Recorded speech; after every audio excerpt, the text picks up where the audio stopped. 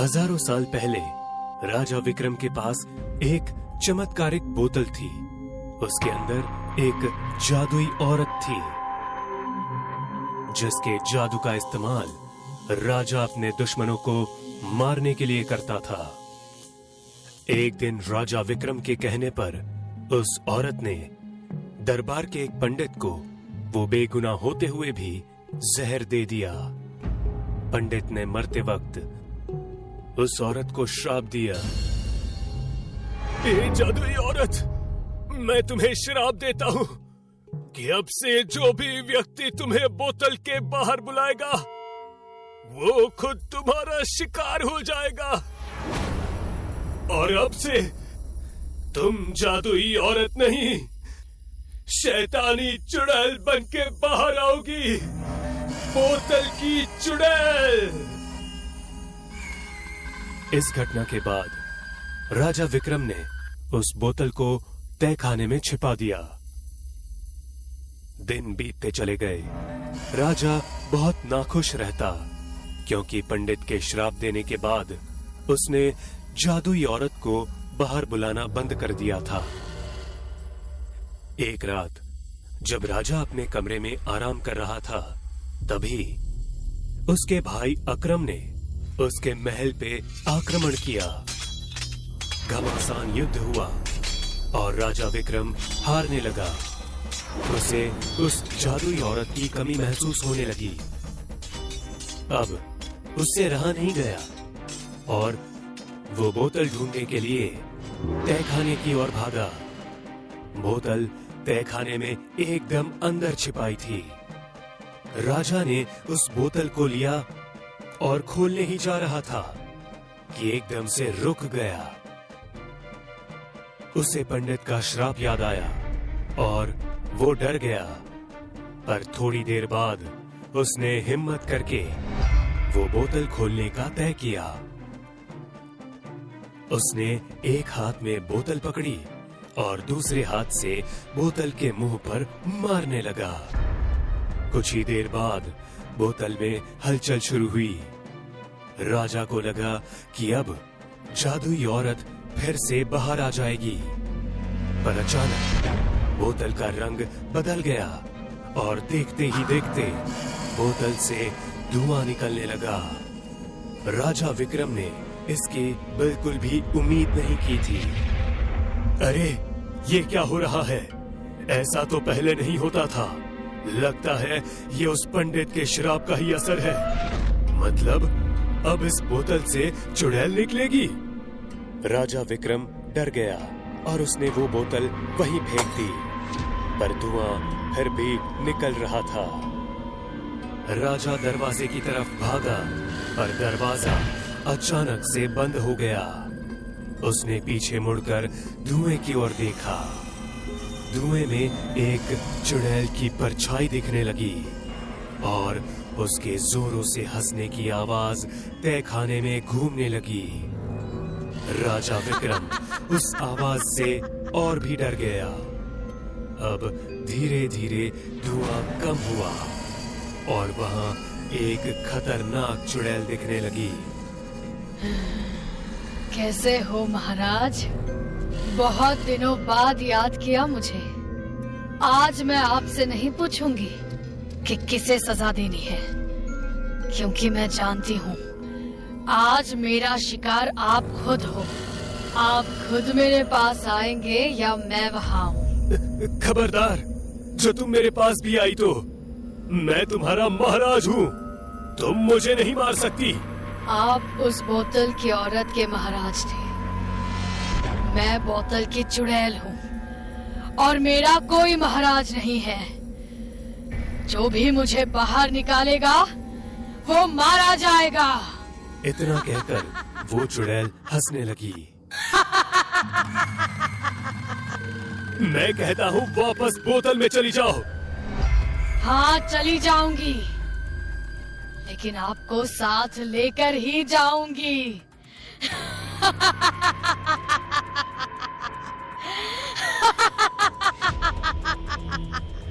चुड़ैल एकदम से राजा के पास गई और अपने हाथों से उसे जकड़ लिया। राजा ने निकलने की बहुत कोशिश की, पर वो निकल नहीं पाया। चुड़ैल फिर से धुआं बन गई और राजा को लेकर उस बोतल में चली गई। बोतल पहले जैसी होकर वही तहखाने में पड़ी रही। बाहर दरबार में अकरम को नया राजा घोषित कर दिया गया। राजा विक्रम ये राज्य छोड़कर भाग गए हैं, क्योंकि अगर वो नहीं भागते तो निश्चित ही मेरे हाथों से मारे जाते। प्रधान जी, राज्य का प्रधान आगे आता है। अब मैं उस नायाब बोतल को देखना चाहूंगा, जिसकी मदद से विक्रम ने इतनी लड़ाइयां जीती है। मैं भी उस जादुई औरत का करिश्मा देखना चाहूंगा। महाराज, उस बोतल को श्राप दिया है। जो कोई उसे खोलेगा वो उस चुड़ैल के हाथों ही मारा जाएगा। ये जरूर झूठ बोल रहा है। ये नहीं चाहता कि मैं उस बोतल को देखूं। मैं कुछ सुनना नहीं चाहता। जाओ और बोतल लेकर आओ। प्रधान ने 2 सैनिकों को इशारा किया और वो तुरंत जाकर तहखाने से बोतल ले आए। सैनिक ने प्रधान के हाथ में बोतल दी और प्रधान ने राजा अकरम को। अकरम ने बोतल ध्यान से देखी और फिर से प्रधान को देते हुए कहा, बाहर निकालो उसे। प्रधान डर गया और डरते हुए कहा, क्षमा कीजिए महाराज, लेकिन मैं नहीं जानता। राजा विक्रम ने हमें कभी नहीं बताया। मैं सब जानता हूँ। ये सब तुम लोगों की साजिश है ताकि मुझे जादुई औरत ना मिले, लेकिन मैं इसे लेकर रहूंगा। राजा अकरम गुस्से में उठा और वो बोतल जमीन पर जोर से फेंक दी। दरबार के सभी लोग डरने लगे। बोतल जमीन पर गिरने के कारण वो टूटने लगी और एकदम से फट गई। फटने के कारण उसमें से धुआं निकलने लगा। उसे देख अकरम भी थोड़ा डरने लगा। पूरे दरबार में धुआं फैल गया और चुड़ैल के हंसने की आवाज आने लगी।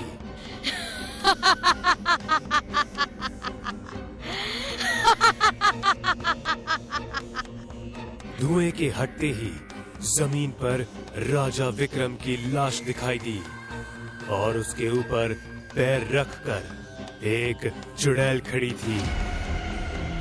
उस चुड़ैल को देखकर दरबार के सभी लोग डर गए और महल के बाहर भागने लगे।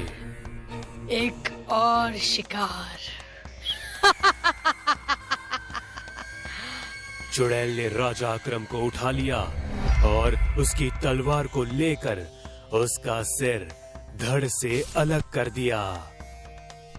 चुड़ैल ने तलवार में राजा अकरम का सिर फंसाया और सिंहासन पर रख दिया। चुड़ैल अड़कर बाहर आई और अपने मुंह से आग बरसाकर पूरे महल को आग लगा दी। महल जलकर खाक होने लगा। चुड़ैल खुले आसमान में उड़ने लगी। चुड़ैल की बोतल टूटने की वजह से वो अब आजाद हो चुकी थी और अब जो भी उसके रास्ते में आएगा वो उसे मारने लगी थी। अमित ऑटो चलाता था। एक दिन बहुत काम होने की वजह से रात के 12 बज गए थे। अमित घर वापस जा रहा था, तभी रास्ते में अमित को एक सुंदर लड़की दिखाई दी। रुको, रुको भैया, रुको। अरे मैडम, आप इतनी रात को इस सुनसान जंगल में क्या कर रही हैं? भैया, मैं इस जगह किसी को जानती नहीं हूँ। यहाँ पर नहीं आई हूँ। कहाँ जाना है आपको? वो उसे एक पर्ची देते हुए कहती है, मुझे इस पते पर जाना है। ठीक है मैडम। अमित अपना ऑटो चला ही रहा था कि उसका ध्यान शीशे पर पड़ता है। शीशे में रूपा का असली चेहरा दिख रहा था। रूपा एक चुड़ैल थी। हे भगवान, ये क्या मुसीबत आ गई है? ये लड़की तो एक चुड़ैल है। भगवान मेरी रक्षा करे, मुझे बचा ले। भैया बस ऑटो रोक दीजिए, मुझे यही जाना है। हे भगवान रक्षा कर, भगवान रक्षा कर। कितने पैसे हुए? अमित बिना पैसे लिए डर के मारे ऑटो को पूरी तेजी से अपने घर चला जाता है। बिना खाए पिए अमित सो जाता है। सुबह जब उठता है, रात को क्या हुआ था जी? भूत देख लिए थे का? तुम्हें कैसे पता? अरे मैं तो मजाक कर रही हूँ। आप सीधे आए और कुछ बोले भी नहीं, खाना भी नहीं खाए और बस जाके सो गए। मुझे कुछ याद नहीं है। अमित और कमला आपस में बात कर ही रहे थे कि तभी रूपा दरवाजा खटखटाती है। क्या मैं अंदर आ सकती हूँ? रूपा को देखकर अमित के पसीने छूटने लगते हैं। आइए अंदर आइए, आइए। इस मोहल्ले में मैं नहीं हूँ। भैया कल मुझसे पैसे लिए बिना ही वहाँ से चले गए। कोई बात नहीं। क्या हुआ था जी? आपके इतने पसीने क्यों छूट रहे हैं? गर्मी बहुत ज्यादा है ना, शायद इसलिए। हाँ हाँ। रूपा पैसे देकर चली जाती है। अमित और कमला आपस में बात करने लगते हैं। आपकी तबीयत ठीक है ना? तुम उस लड़की से दूर रहना, इसी में हमारी भलाई है। अरे ये क्या बोल रहे हैं जी आप? अमित काम करने चला जाता है। कमला रूपा से मिलने जाती है। अरे दीदी आप यहाँ? हाँ, मैं सोची तुम नहीं आई हो, अकेले सामान की व्यवस्था नहीं कर पाओगी, इसलिए मैं यहाँ तुम्हारी मदद करने के लिए चली आई।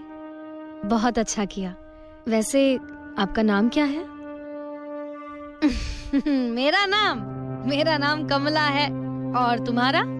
मेरा नाम रूपा है।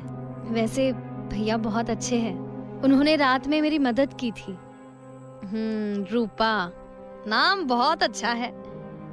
किसी चीज की मदद की जरूरत हो तो हमें जरूर बताना।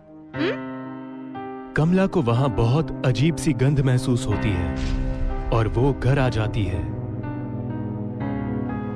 रात हो जाती है। अमित और कमला सो रहे होते हैं। तभी कमला को अजीब सी डरावनी आवाज सुनाई देती है। कमला खिड़की से बाहर झांक के देखती है तो उसे चुड़ैल दिखाई देती है। चुड़ैल? नहीं छोड़ूंगी, नहीं छोड़ूंगी। उठिए जी, अजी उठिए, देखिए ना बाहर कौन है। चुड़ैल, मुझे पता था यही होगा। अब कोई नहीं बचेगा, हम सब मारे जाएंगे। क्या पता था आपको? हाँ? कुछ नहीं, चुपचाप सो जाओ। दोनों सो जाते हैं। सुबह उठते ही अमित मोहल्ले के सरदार से बात करने चला जाता है। सरदार के साथ अमित का दोस्त सुमित भी होता है। अमित क्या बात है, बहुत डरे हुए हो? सरदार जी, हमें कुछ करना होगा। हुआ क्या है, पहले बताओगे तब ना। हमारे मोहल्ले में चुड़ैल रहती है। कल रात मैं और मेरी पत्नी कमला दोनों ने उस चुड़ैल को देखा। चुड़ैल कुछ बोल रही थी? हाँ, बोली रात में जिसे देख लूंगी उसे छोड़ूंगी नहीं। तुमने जरूर कोई सपना देखा होगा। अरे हमारे मोहल्ले में कोई चुड़ैल नहीं है। सरदार वहां से चला जाता है। अमित और सुमित आपस में बात करने लगते हैं। अमित, हमारे मोहल्ले में एक नई लड़की आई हुई है, बहुत सुंदर है, वो हमें बहुत पसंद है। सुमित, तुम दूर रहना उस लड़की से। क्या हुआ, ऐसे क्यों बोल रहे हो? क्योंकि वही लड़की चुड़ैल है। तुम भी गजब का मजाक करते हो। मत करो विश्वास मेरी बातों पर, एक दिन पछताओगे। एक दिन सरदार रास्ते में जा रहा था तो सामने से रूपा को आते देख रुक जाता है। तो तुम ही हो नई लड़की? हाँ, लेकिन आप कौन हो? मैं इस मोहल्ले का सरदार हूँ। अच्छा, तो आप हैं सरदार जी। आपको यहाँ किसी प्रकार की मदद चाहिए तो हमें बता देना। मदद? वो तो तुझे चाहिए होगी आज। कुछ कहा आपने? कुछ नहीं, आज रात आप मेरे घर आइए खाना खाने। रात हो जाती है। अमित और उसकी पत्नी कमला सो नहीं पाते हैं। उन दोनों को अजीब अजीब सी आवाज सुनाई देती है। तभी अमित को बाहर सरदार दिखाई देता है। ये सरदार अकेले इतनी रात को बाहर क्या कर रहा है? होगा कुछ काम, करने दीजिए ना उसे। आज सरदार चुड़ैल के हाथों नहीं बचेगा। तभी रूपा सरदार के पास आती है। अब ये रूपा सरदार के पास क्यों आई है? उसी वक्त रूपा चुड़ैल में बदल जाती है। हे भगवान, रूपा ही चुड़ैल है। कमला छिपकर देख रही होती है। तभी चुड़ैल सरदार का गला पकड़ के हवा में उठा देती है। तुम्हारी इतनी हिम्मत कि तुम मेरे सामने आओगे? मुझे माफ कर दो, मुझसे गलती हो गई, मुझे जाने दो। हाँ, मैं तुम्हें छोड़ दूंगी हमेशा हमेशा के लिए। चुड़ैल सरदार का खून चूस चूस के मार देती है। ये सब देख अमित और कमला बहुत डर जाते हैं। सुबह दोनों आपस में बात करने लगते हैं। अब हम लोगों का क्या होगा? ये रूपा ऐसे ही हम सबको एक एक करके मार देगी जी। अब भगवान ही बचाएगा हम सबको। हम लोग ना इस जगह को हमेशा के लिए छोड़कर चले जाते हैं। हाँ, ये ठीक रहेगा। मैं आज कुछ पैसे उधार लेकर आता हूँ। कल हम लोग इस मोहल्ले को हमेशा के लिए छोड़कर चले जाएंगे। अमित काम के लिए चला जाता है। कमला घर में अकेली होती है। तभी रूपा वहाँ आती है। मेरे घर में चीनी खत्म हो गई है, क्या थोड़ी सी चीनी मिलेगी? आज ये चुड़ैल मुझे मार देगी, मेरा खून पी जाएगी। दीदी, दीदी, किस सोच में पड़ गई आप? कुछ नहीं रूपा। हाँ, क्या चाहिए तुम्हें? थोड़ी चीनी चाहिए थी। हाँ, अभी लाती हूँ। हाँ, अभी लाती हूँ। कमला रूपा को चीनी दे देती है। रूपा चली जाती है। रात बहुत हो जाती है। अमित ऑटो लेकर घर जा रहा होता है। आज भी बहुत रात हो गई। उस चुड़ैल के हाथों में मैं पड़ गया तो जिंदा नहीं बचूंगा। तभी अमित को सुमित दिखाई देता है। अमित ऑटो रोक देता है। अमित कुछ बोलना चाहता है, उससे पहले अमित को रूपा दिख जाती है। हे भगवान, ये तो चुड़ैल रूपा है। आज ये मेरे दोस्त सुमित को नहीं छोड़ेगी। मैंने सुमित को मना किया था, उसने मेरी बात नहीं सुनी। कुछ भी हो, इसे मुझे बचाना पड़ेगा। अमित दोनों के पीछे जाने लगता है। तभी अमित को दोनों की बातें सुनाई देती है और अमित छिपके सुनने लगता है। रूपा, तुम बहुत सुंदर हो। सुंदर? और मैं? ये कहकर रूपा चुड़ैल बन जाती है। चुड़ैल! अब कैसी लगी मैं तुझे? हाँ? हूँ ना सुंदर? हूँ ना सुंदर? मुझे छोड़ दो, बचाओ, बचाओ! अमित कुछ कर पाता उससे पहले ही चुड़ैल सुमित का गला तोड़ देती है और उसका खून पीने लगती है। अमित ये सब देखकर डर के मारे जल्दी से ऑटो लेकर घर चला जाता है। क्या हुआ जी? इतनी देर कहाँ कर दी? हाँ? और इतने डरे हुए क्यों लग रहे हो आप? कमला, उस चुड़ैल ने सुमित को मेरे सामने मार दिया। मैं वहीं था, सब देख रहा था, लेकिन कुछ नहीं कर पाया। क्या? सुमित को मार दिया चुड़ैल ने? हाँ, अब इस चुड़ैल का कुछ करना होगा, नहीं तो हम में से कोई जिंदा नहीं बचेगा। मैं एक बाबा को जानती हूँ, वो हमारी मदद जरूर करेंगे। अमित और कमला सुबह होते ही बाबा के पास चले जाते हैं और बाबा को पूरी घटना के बारे में बताते हैं। बेटा, हम तुम्हारे दोस्तों को तो वापस नहीं ला सकते, लेकिन उस चुड़ैल को हम छोड़ेंगे नहीं। अब एक भी जान नहीं जाएगी।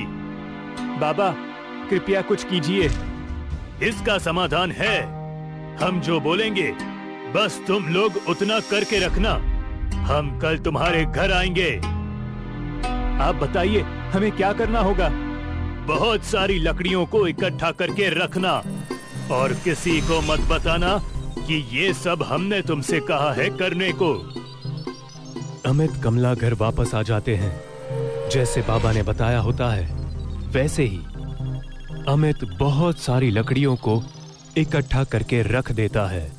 शाम हो जाती है, फिर बाबा वहां आते हैं। नमस्कार बाबा। सदा खुश रहो बेटे। लकड़ियों का इंतजाम हो गया? जी बाबा, हो गया।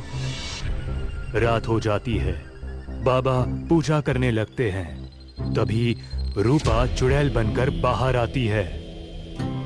किसकी इतनी हिम्मत, जिसने मुझे बुलाया? आज मैं उसका खून पी जाऊंगी। मेरी हिम्मत हुई। आज तेरा आखिरी दिन है, तो बता तेरी कोई आखिरी इच्छा?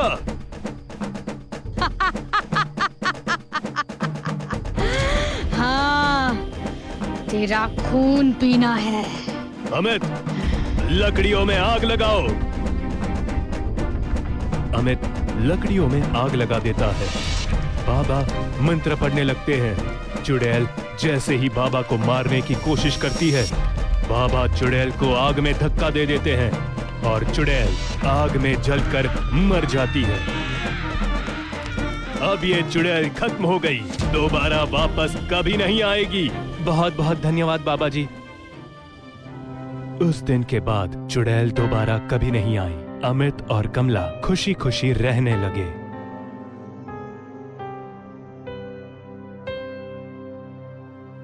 सोहन, रश्मि, अमित और सिमरन साथ में कॉलेज में पढ़ते हैं। चारों में बहुत गहरी दोस्ती होती है और चारों हमेशा साथ में ही रहते हैं। पूरे कॉलेज में चारों की दोस्ती के बारे में चर्चा होती है। कुछ ही दिनों में एनुअल फंक्शन आने वाला है। इस बार तो धमाल मचा देंगे।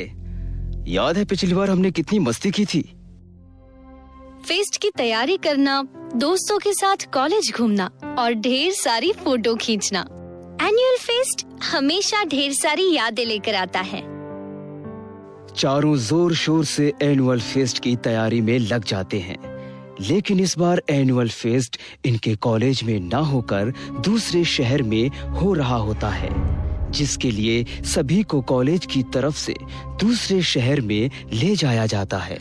वाह, कितना सुंदर कॉलेज है। मैंने आज तक इतना बड़ा कॉलेज कभी नहीं देखा। कितना मजा आएगा। हाँ, सही कहा तुमने। यहाँ पर सारी प्रतियोगिता में हमारा कॉलेज ही जीतेगा। चारों उसी कॉलेज में रुकते हैं और अपने अपने परफॉर्मेंस की तैयारी में लग जाते हैं। चारों मिलकर एक ड्रामा परफॉर्म कर रहे थे, जिसके लिए अगले दिन से उन्हें प्रैक्टिस के लिए जाना होता था। अरे यार, इतना बड़ा कॉलेज है, मुझे समझ में नहीं आ रहा इसमें ड्रामा रूम कौन सा होगा। चलो किसी से जाकर पूछते हैं। ये अमित और सोहन कहाँ रह गए? तुम चिंता मत करो, वो भी आ जाएंगे। सिमरन और रश्मि ड्रामा रूम ढूंढने जाती हैं, लेकिन उन्हें आसपास कहीं ड्रामा रूम नहीं मिलता है। तभी जाकर वो एक कमरे के पास रुकती हैं। उस कमरे के ऊपर ड्रामा रूम लिखा होता है, लेकिन वहाँ ताला लगा होता है। ड्रामा रूम तो यही है, लेकिन यहाँ ताला क्यों लगा हुआ है? क्या पता। और इस कमरे की हालत देखकर लगता है मानो ये बहुत सालों से बंद पड़ा होगा। सिमरन और रश्मि खिड़की पे लगे शीशे से कमरे के अंदर झांकती हैं। वहाँ कई सारे मैनिक्विन्स पड़े थे और ड्रामा के लिए कॉस्ट्यूम भी थे, लेकिन उस रूम की हालत देखकर लग रहा था जैसे कई सालों से वो बंद पड़ा है। तभी कमरे के अंदर से अचानक एक मैनिक्विन आकर खिड़की पर गिरती है। रश्मि और सिमरन देखकर डर जाती हैं। ये कमरा तो बंद है, लेकिन ये मैनिक्विन अपने आप कैसे गिर गई? मैं तो पूरी तरह डर गई थी। तभी वहाँ पर एक आदमी आ जाता है और रश्मि सिमरन को डांटने लगता है। तुम लोग यहाँ क्या कर रही हो? तुम्हें पता नहीं कि ये ड्रामा रूम कई सालों से बंद है? यहाँ कोई भी ड्रामा प्रैक्टिस नहीं होता है। हमें नहीं पता था, हम इस कॉलेज में नए आए हैं। क्या आप हमें ड्रामा रूम का पता बता सकते हैं? फर्स्ट फ्लोर, चौथा कमरा। आज के बाद तुम दोनों यहाँ भटकना भी नहीं चाहिए। तुम्हें पता नहीं ये कमरा कितना खतरनाक है। यहाँ पर कभी भी कुछ भी हो सकता है। क्या मतलब है आपका? इस कमरे में अदृश्य राज छुपा है जिसे कोई कभी नहीं देख सकता। इस कमरे की वजह से कई लोगों की जान गई है। अगर तुम दोनों को अपनी जान प्यारी है तो तुम दोनों यहाँ पर फिर कभी आने की हिम्मत मत करना। रश्मि और सिमरन वहाँ से डरकर भाग जाती हैं और ड्रामा रूम में आकर अमित और सोहन को सारी बात बताती हैं। दोनों इन बातों को मजाक समझकर उसका मजाक उड़ाने लगते हैं। तुम दोनों ना किसी की भी बात सुनकर डर जाती हो। वो कोई स्टूडेंट होगा जो तुम दोनों को डराने के लिए ये सब बोल रहा होगा। हाँ, शायद तुम्हारी बात सच हो। अमित और सोहन उस ड्रामा रूम में जाने का प्लान बनाते हैं। रश्मि और अंजलि मना करते हैं, लेकिन इसके बावजूद वो किसी की नहीं सुनते और बिना किसी को बताए रात में उस ड्रामा रूम में पहुंच जाते हैं। लेकिन वहां पर कोई ताला लगा हुआ नहीं होता है। दोनों अंदर जाकर देखते हैं, वहां पर कई सारे नाटक के कपड़े, जेवर मौजूद थे। लड़कियां भी ना, कौन सा भूत है यहाँ पर? लड़कियां खुद भी डर जाती हैं और हमें भी डरा देती हैं। अमित और सोहन ड्रामा रूम में घूमकर सभी कुछ देखने लगते हैं। तभी उन्हें लगता है कि उसके पीछे से कोई पार हुआ। अमित पलट कर देखता है तो वहां पर कोई नहीं होता। तभी वहां पर एक मैनीक्वीन अपना सर हिलाने लगती है। ये मैनीक्वीन अपने आप अपना सर कैसे हिलाने लगी? शायद कोई चूहा वगैरह होगा। तभी वो कमरे का दरवाजा अपने आप बंद हो जाता है और वहां पर घुंघरू की आवाज सुनाई देने लगती है। अचानक लाइट भी कट जाती है और सारी मैनीक्वींस अपने आप हिलने लगती हैं। ये देखकर अमित और सोहन बहुत डर जाते हैं और वहां से भागने की कोशिश करने लगते हैं, लेकिन वहां से भागने का कोई रास्ता नहीं होता है। ये अपने आप क्या हो रहा है? मुझे तो डर लग रहा है। तभी वहां पर कोई अमित का पैर पकड़कर ले जाने लगता है। अमित डर जाता है और वो खुद को रोकने की कोशिश करने लगता है, लेकिन एक अदृश्य शक्ति अमित को अपनी तरफ खींच रही थी। अचानक एक मैनीक्वीन चलते हुए वहां पर आ जाती है और अमित का पैर पकड़कर उल्टा लटका देती है। ये क्या हो रहा है? मैं अपने आप हवा में उल्टा कैसे लटक गया? अचानक अमित के हाथ पैर कोई मरोड़ कर तोड़ देता है। अमित दर्द से चीखते हुए जमीन पर गिर पड़ता है और वो तड़पने लगता है। ऐसा लगता है मानो जैसे कोई अदृश्य शक्ति उस पर अपना कब्जा कर लेती हो। तड़पते तड़पते अमित की मौत हो जाती है। अमित, अरे यार, अगर तुम्हारा ये कोई मजाक है तो मुझे बहुत डर लग रहा है अमित। तभी अमित के पीछे एक खूंखार राक्षस की तरह दिखने वाला मैनीक्वीन खड़ा हो जाता है। उसकी आंखें चमकने लगती हैं और गर्दन पर हाथ डालकर उसका गर्दन दबाने लगता है। सोहन कोट को छुड़ाने की कोशिश करता है, लेकिन वो नाकाम होता है। सोहन दर्द के मारे चीखने लगता है। कौन है? छोड़ दो मुझे। अमित, अमित कहाँ हो तुम? वो मैनीक्वीन सोहन की गर्दन पकड़कर मरोड़ देता है। सोहन की आंखें बाहर आ जाती हैं, उसके मुंह से खून बाहर आने लगता है और उसकी मौत हो जाती है।